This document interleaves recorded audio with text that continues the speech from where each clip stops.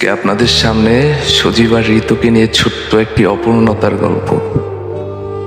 তাদের রিলেশন ছিল প্রায় 8 বছরের। তাদের অনেক বিশ্বাস, ভালোবাসা সবকিছুই ছিল। কেউ কাউকে ছাড়া বাঁচবে না এরকম প্রতিশ্রুতিও দিয়েছিল তারা।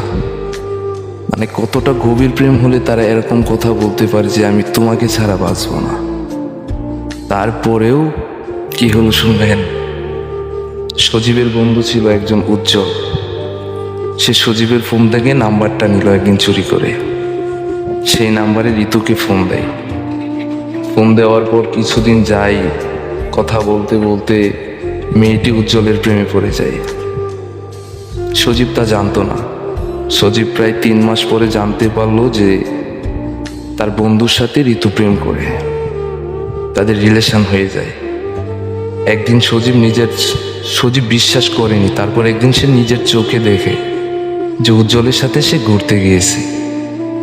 সজীব এটা দেখে নিজেকে আর সহ্য করতে পারেনি। তখন সে নিজেকে নিজে শেষ করে দেওয়ার সিদ্ধান্ত নিল। মানে কতটা কষ্ট পেলে মানুষ নিজেকে নিজে শেষ করে দেওয়ার সিদ্ধান্ত নেয়। আসলে একটা মেয়ে মানুষই পারে একটা ছেলের জীবন বাঁচিয়ে রাখতে, সুন্দর করে দিতে, আবার একটা মেয়েই পারে একটা ছেলের জীবন ধ্বংস করে দিতে।